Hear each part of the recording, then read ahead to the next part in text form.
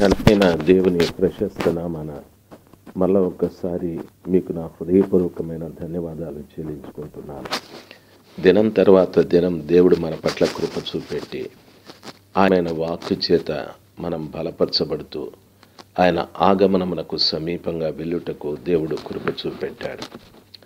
ఈ వాక్యాన్ని ప్రతిరోజు మీరు వింటున్నందుకు దేవుడు మిమ్మల్ని అత్యధికంగా ఆశీర్వదించునుగాక. మరలా ఈ రోజున రెండవ భాగం ఆదిక మొదటి అధ్యాయం 20వ వచనము 23వ వచనం. నిన్నటి దినాన చేపలను చీమినారు.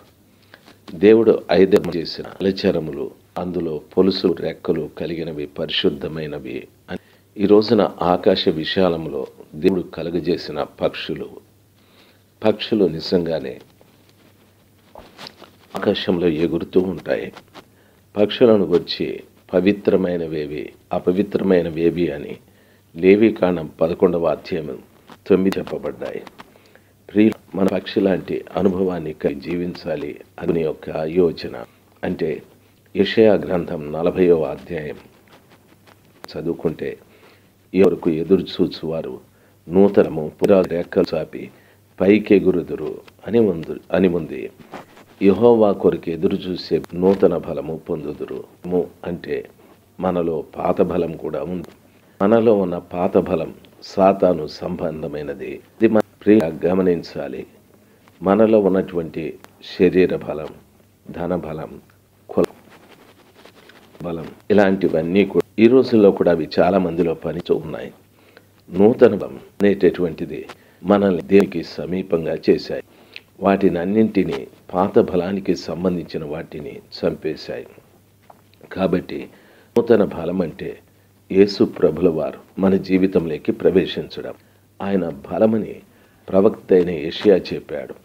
ఆయన ఆశ్చర్యకరుడు, ఆలోచనకర్త, బలవంతుడైన దేవుడని. కాబట్టి క్రీస్తు ప్రభుల వారు మన జీవితంలోకి వస్తే నూతన బలమును పొందుకుంటాం. పక్షిరాజు వలె రెక్కలు చాపి పైకెగురుటకు దేవుడు కృప దయచేస్తాడు. అంటే పక్షిరాజు ఏ రీతిగా ఆకాశంలో ఎగురుకుంటూ ఎత్తైన స్థలాలలో నివాసం చేస్తాదో ఆ రీతిగా యేసుక్రీస్తు అనే నూతన బలమును పొందిన ప్రతి బిడ్డ ఆకాశాల్లో ఎగురుతూ ఉంటాడు. ఏ రీతిగా అని మనం అడగచ్చు. కొలస్సీలకు రాసిన పత్రిక 3వ అధ్యాయం 1వ వచనంలో, మీరు క్రీస్తుతో కూడా లేపబడిన వారైతే పైనున్న వాటినే వెదుకుడి, అక్కడ క్రీస్తు దేవుని కుండి ఉన్నాడు. మనలో నూతన బలం వస్తే వాటిని కాక పరసంబంధమైన వాటిని మనం వెతుకుతూ ఉంటాం. వాటి మీదనే కానీ భూ సంబంధమైన వాటి మీద మన మనస్సు పెట్టుకొనకూడదు. ఎలాగనగా మీరు మృతి పొందితిరి. భూ సంబంధమైన ప్రతి దాని విషయమై మనం చనిపోయాం. మన జీవము క్రీస్తుతో కూడా దేవుని యందు దాచబడి ఉన్నది అంటాడు. మన ప్రాణాన్ని క్రీస్తుతో కూడా దేవుని దగ్గర భద్రం చేయబడి ఉంది. ఆ తరువాత మనకు జీవం ఉన్న క్రీస్తు ప్రత్యక్షమైనప్పుడు మీరును ఆయనతో మహిమయందు ప్రత్యక్షపరచబడుదురు అంటారు. అంటే దేవుని వాక్యములు సెలవిచ్చిన రీతిగా నూతన బలం పొందిన ప్రతివాడు భూ సంబంధమైన వాటి మీద కాక పరసంబంధమైన వాటి మీద తన మనస్సు ఉంచుతాడని వాక్యము సెలవిస్తుంది. 3వ అధ్యాయం కొలస్సీ పత్రిక 5వ వచనంలో, కావున భూమి మీద ఉన్న మీ అవయవములను అనగా జారత్వము, అపవిత్రత, కామాతురత, దురాశ, విగ్రహారాధన, ధనాపే అను వాటిని చంపేయండి. మీ అవయవములు అంటే నా కన్నులు, ముక్కుపుటములు, చేతులు, చెవులు, కాళ్ళు అనుకుంటాం. ఈ రోజున భూ సంబంధమైనటువంటి వ్యక్తికి జారత్వము, అపవిత్రత, కామాతురత, దురాశ, విగ్రహారాధన, ధనాపేక్ష అనేటటువంటివి అవయవ వ్యక్తిని పరసంబంధమైన వ్యక్తిని కాకుండా భూ సంబంధమైన వ్యక్తినిగా వాటిని చంపేయాలి. మన జీవితంలో ఇంతవరకు మనము ఆకాశంలో ప్రభుని ఎదురు చూసి నూతన బలాన్ని పొంది పక్షిరాజు వలె రెక్కలు చాపి పైకి ఎగిరే అనుభవంలోకి వెళ్ళాం. ప్రియులారా గమనించాలి. నిర్గమాకాండం 19వ అధ్యాయం 4వ వచనం. నిర్గమాకాండం 19:4 చదువుకుంటే, మిమ్మను గద్దరేక మోసాను అని ప్రభుల వారు అంటూ ఉన్నారు. అంటే ఇశ్రాయేలు ప్రజలను ఆ కృప కలిగినటువంటి దేవుడు తన రెక్కల మీద మోసుకుంటూ వెళ్ళాడని వాక్యము సెలవిస్తుంది. రెండవది, క్రీస్తు ఆగమనపు దినమున పైకెత్తబడే అనుభవాలంటే మనము అనేకులను మోసే అనుభవాన్ని కావాలి. మొట్టమొదటిది, మనలో పనిచేస్తున్న భూ సంబంధమైన అవయవాలను చంపివేసి పైనున్న వాటి మీద ఆలోచనలు కలిగి ఉండాలి. పరసంబంధమైన వ్యక్తిగా మనం ఉండాలి. రెండవది, అనేకులను మోసే అనుభవం ఉండాలి. ఇజ్రాయేలీలు ఐగుప్తు దేశంలో 430 సంవత్సరాలు బానిసలుగా ఉన్నారు. ప్రభువు వారిని తన రెక్కల మీద మోసుకుంటూ ఆ వాగ్దాన దేశమైన పాలు తేనెలు ప్రవహించే ఆ దేశంలో వారిని వదిలిపెట్టాడు. అనేకుల్ని మనము కూడా ఆ రీతిగా మోసే అనుభవం ఉండాలి. క్రీస్తు ఆగమనపు దినమున ఎత్తబడే ప్రతి బిడ్డ ఎంతోమంది బానిసత్వంతో సాతానుడి బానిసత్వంతో బ్రతుకుతున్న బిడ్డలు లేక మంది ఆ బానిసత్వం నుండి ప్రజల్ని విడిపించటానికి మనము రెక్కలు చాపి వారిని మోసే అనుభవంలోకి వెళ్ళాలి. అంటే దాని అర్థం వారికి వాక్య బోధించాలి. పరిశుద్ధ గ్రంథమైన బైబిల్ రీతిగా సెలవిస్తుంది, సత్యము మిమ్మలను స్వతంత్రులనుగా చేయునని. సత్యమేది అంటే యేసు ప్రభుల వారే. సత్యమేది అంటే ఆయన వాక్యం. అనేక మంది ప్రజలకు ఆయనను గూర్చియు ఆయనను సంబంధించిన సువార్తను గూర్చి బోధించిన మనము వారిని బానిసత్వంలో నుండి విడిపించిన వారముగాను, విడిపించబడిన వారిని నడిపించిన వారముగాను మార్చబడగలం. క్రీస్తు ఆగమనపు దినమున నీవెత్తబడటానికి లోకంలో ఉన్న ప్రజల్ని ప్రభువు ఇజ్రాయేలీయులను గద్దరెక్కల మీద మోసినట్లు మనం కూడా అనేక మందిని మొయ్యాలి. మొయ్యడం అంటే దాని అర్థం వారి కొరకు ప్రార్థించాలి, వారికి సువార్తను ప్రకటించాలి, వారిని నిజంగానే బానిసత్వం నుండి మోసుకుంటూ పాలు తేనెలు ప్రవహించే ఆ కనాను దేశంలోకి నడిపించాలి. పరలోక సంబంధమైన వ్యక్తుల్నిగా వారిని నడిపించాలి. లోక సంబంధమైన వ్యక్తుల నుండి పరసంబంధమైన వ్యక్తులుగా వారిని నడిపించే అనుభవం మనకు కావాలి. అప్పుడు నువ్వు ఎత్తబడటానికి అవకాశాలు ఉంటాయి. మూడవది, ద్వితీయోపదేశకాండం 32వ అధ్యాయం 11వ వచనంలో చదువుకున్నట్లయితే, పక్షిరాజు గూడు రేపి తన పిల్లలపైన అల్లాడును అని వాక్యం సెలవిస్తుంది. పక్షిరాజు చేసే పని ఏమిటంటే, తాను గూడు పెట్టి గుడ్లు పెట్టి పొదిగి పిల్లల్ని చేసిన తరువాత కొన్ని రోజు అయ్యాక ఆ గూడును తానే పెరికి వేస్తుంది. ఆ గూటి లోపల ఉన్న పిల్లలు నిజంగానే భయపడిపోతాయి. ఆ పై నుండి కింద పడిపోతామేమోనని అవి చాలా భయపడుతూ రెక్కలు ఆడించుకుంటూ భూమి మీద పడే ఆ సమయానికంతా ఆ పక్షిరాజు తిరిగి వచ్చి తన రెక్కలు విశాలంగా చాపి పడిపోతున్న తన పిల్లలందరినీ ఆ రెక్కల మీద ఎక్కించుకొని ఇప్పుడు ఇంకా పైకి వెళ్ళిపోయి అక్కడి నుండి వదిలిపెడతాది. ఈ రీతిగా చేస్తూ తమ పిల్లలు స్వతహాగా గాలిలో ఎగిరే అనుభవాన్ని వాటికి నేర్పిస్తుంది. దైవ జనాంగమా, ఈరోజు మనము కూడా పక్షిరాజులాగా అనేకులకి పైకి ఎగిరే అనుభవాన్ని నేర్పించాలి. అనగా క్రీస్తు ఆగమనపు దినమున పైకెత్తబడేటటువంటి అనుభవాలు వారికి నేర్పించాలి. భూ సంబంధమైన వాటివి, పాప సంబంధమైన వాటివి, నాశన సంబంధమైన కార్యాలను ప్రజలకు మనము నేర్పించకూడదు. దైవ జనాంగమా, చాలామంది జీవితాలలో మనము గమనించినట్లయితే ఎందరో బోధకులు వారి సంఘంలో కూర్చున్న వారికి వాళ్ళే కనిపిస్తున్నారు, వాళ్ళే వినిపిస్తున్నారు, వాళ్ళే గొప్పవారుగా కనిపిస్తూ ఉన్నారు. మరి పైకి ఎత్తబడే అనుభవం లేక వారిని నడిపించడం లేదు. ఈ రోజున ఆలోచించవలసిన విషయం, మనము జలచరములతో పాటు అదేవిధంగా ఆకాశంలో ఎగిరే పక్షులు మనము మార్చబడాలి. ఆకాశంలో ఎగిరే పక్షులకు రెక్కలు ఉన్నాయి. అందుకే ఆ రెక్కల బలము చేత అవి ఎగురుకుంటూ వెళతాయి. 2 రెక్కలంటే, ఒకటి వాక్యానుసారమైన జీవితం, రెండవది పరిశుద్ధాత్మతో నింపబడడం. ఈ 2 అనుభవాలు నీకుంటే ఖచ్చితంగా ఆ కృపగని నామమును బట్టి మనము కూడా ఎత్తబడటానికి అవకాశాలు ఉంటాయి. వింటున్న దైవ జనాంగమ, మందిరానికి వెళుతూ ఉంటారు, వాక్యాలు వింటూ ఉంటారు, సంఘాలకు వెళ్తారు. ఆ భక్తుడు నాకు చాలా ఇష్టము, ఈ భక్తుడు చాలా ఇష్టము, ఆయన అభిమాని నేను అని మాట్లాడుతూ ఉంటారు.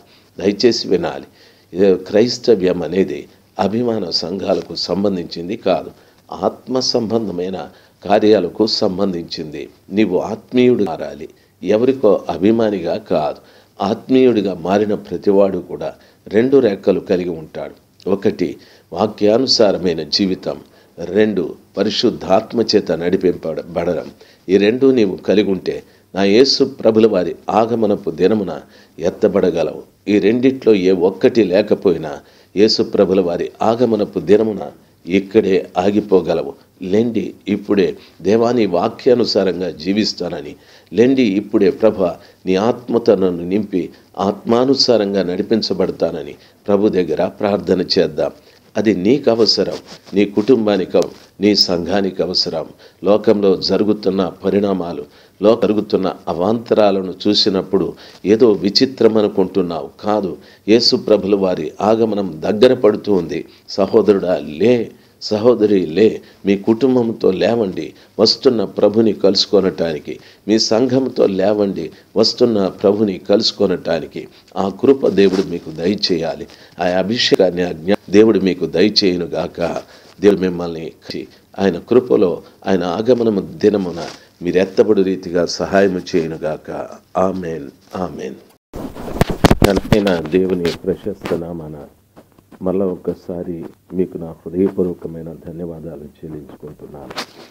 దినం తర్వాత దినం దేవుడు మన పట్ల కృప చూపెట్టి ఆయన వాక్కు చేత మనం బలపరచబడుతూ ఆయన ఆగమనమునకు సమీపంగా వెళ్ళుటకు దేవుడు కృప చూపెట్టాడు. ఈ వాక్యాన్ని ప్రతిరోజు మీరు వింటున్నందుకు దేవుడు మిమ్మల్ని అత్యధికంగా ఆశీర్వదించునుగాక. మరలా ఈ రోజున రెండవ భాగం, మొదటి అధ్యాయం 20వ వచనం నుండి 23వ వచనం. నిన్నటి దినాన చేపలను చీమినారు. దేవుడు 5 చేసిన అలచరములు, అందులో పొలుసు రెక్కలు కలిగినవి పరిశుద్ధమైనవి. ఈ రోజున ఆకాశ విశాలంలో దేవుడు కలుగజేసిన పక్షులు నిజంగానే ఆకాశంలో ఎగురుతూ ఉంటాయి. పక్షులను వచ్చి పవిత్రమైనవేవి అపవిత్రమైనవేవి అని లేవీకాండం 11వ అధ్యాయం 9 చెప్పబడ్డాయి. మన పక్షి లాంటి అనుభవాన్ని జీవించాలి అని యొక్క యోచన. అంటే యెషయా గ్రంథం 40వ అధ్యాయం చదువుకుంటే, ఎవరికి ఎదురు చూచువారు నూతనము పురాలు రెక్కలు చాపి పైకెగురుదురు అని ఉంది. యెహోవా కొరకు ఎదురు చూసే నూతన బలము పొందుదురు. అంటే మనలో పాత బలం కూడా ఉంది. మనలో ఉన్న పాత బలం సాతాను సంబంధమైనది. ఇది మన ప్రియ గమనించాలి. మనలో ఉన్నటువంటి శరీర బలం, ధన బలం, కుల బలం, ఇలాంటివన్నీ కూడా ఈ రోజుల్లో కూడా అవి చాలా మందిలో పనితో ఉన్నాయి. నూతన బలం అనేటటువంటిది మనల్ని దేవునికి సమీపంగా చేశాయి. వాటిని అన్నింటినీ పాత బలానికి సంబంధించిన వాటిని చంపేశాయి. కాబట్టి నూతన బలం అంటే యేసు ప్రభుల వారు మన జీవితంలోకి ప్రవేశించడం. ఆయన బలమని ప్రవక్త అయిన యెషయా చెప్పాడు. ఆయన ఆశ్చర్యకరుడు, ఆలోచనకర్త, బలవంతుడైన దేవుడని. కాబట్టి క్రీస్తు ప్రభుల వారు మన జీవితంలోకి వస్తే నూతన బలమును పొందుకుంటాం.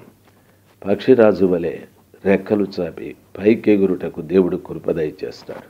అంటే పక్షిరాజు ఏ రీతిగా ఆకాశంలో ఎగురుకుంటూ ఎత్తైన స్థలాలలో నివాసం చేస్తాదో, ఆ రీతిగా యేసుక్రీస్తు అనే నూతన బలమును పొందిన ప్రతి బిడ్డ ఆకాశాల్లో ఎగురుతూ ఉంటాడు.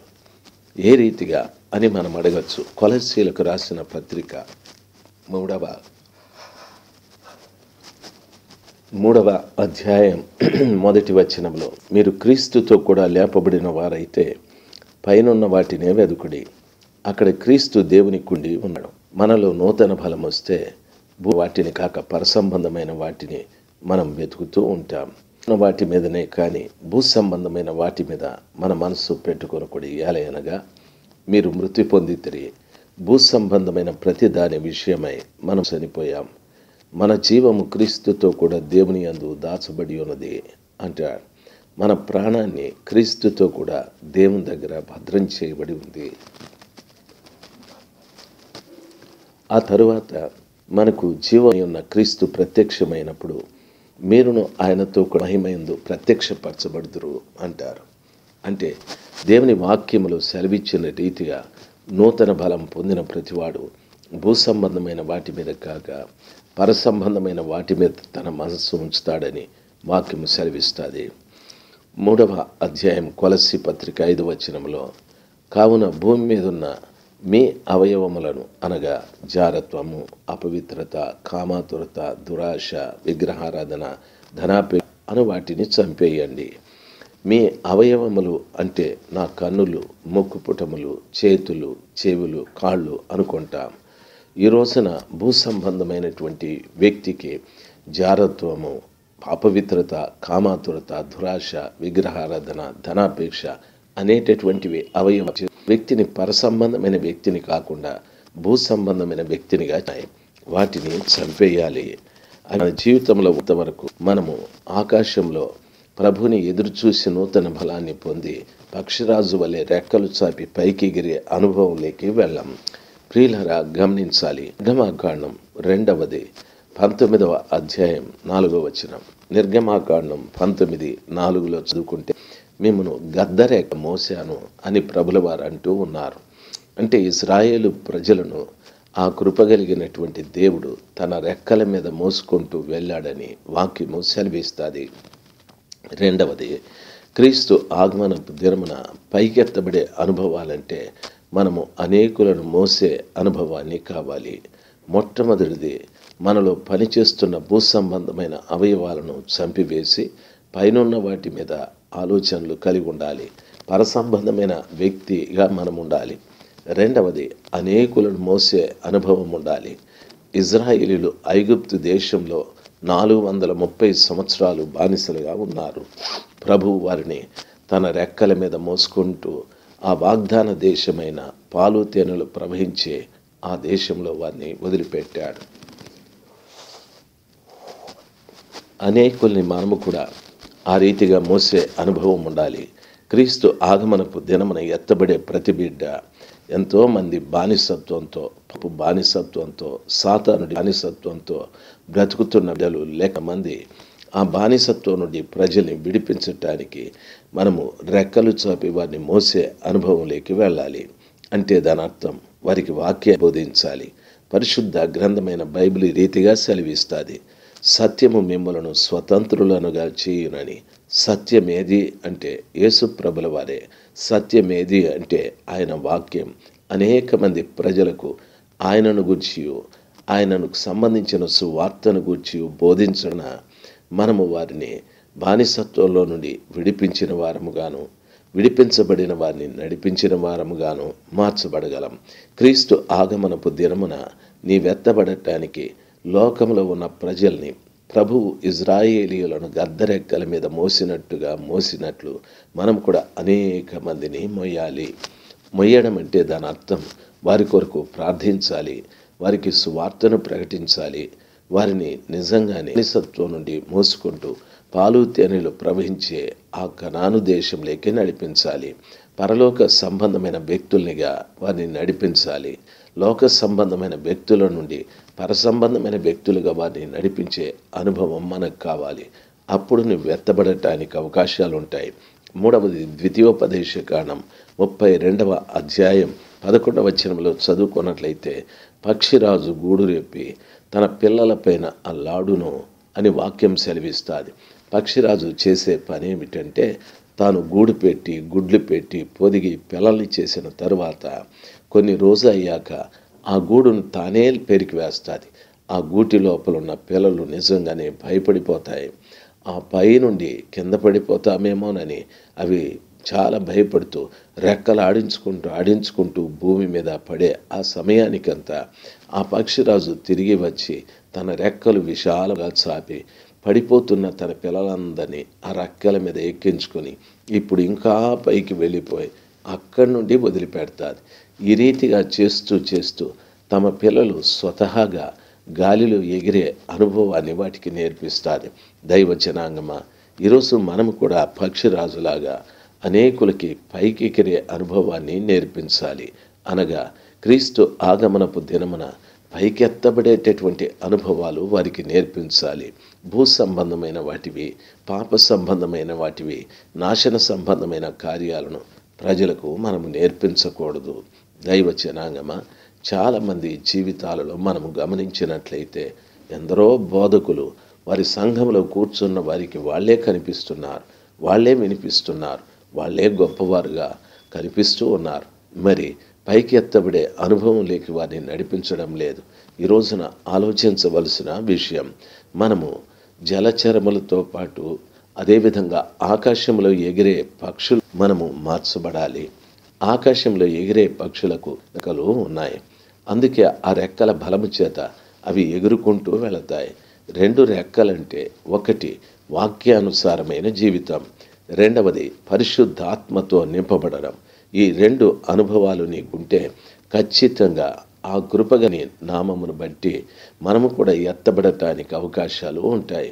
వింటున్న దైవ జనాంగమ, మందిరానికి వెళుతూ ఉంటారు, వాక్యాలు వింటూ ఉంటారు, సంఘాలకు వెళ్తారు. ఓ, ఆ భక్తుడు నాకు చాలా ఇష్టము, ఈ భక్తుడు చాలా ఇష్టము, ఆయన అభిమానిని నేను అని మాట్లాడుతూ ఉంటారు. దయచేసి వినాలి, క్రైస్తవ్యం అనేది అభిమాన సంఘాలకు సంబంధించింది కాదు, ఆత్మ సంబంధమైన కార్యాలకు సంబంధించింది. నీవు ఆత్మీయుడు మారాలి, ఎవరికో అభిమానిగా కాదు. ఆత్మీయుడిగా మారిన ప్రతివాడు కూడా 2 రెక్కలు కలిగి ఉంటాడు. ఒకటి వాక్యానుసారమైన జీవితం, 2 పరిశుద్ధాత్మ చేత నడిపింపబడడం.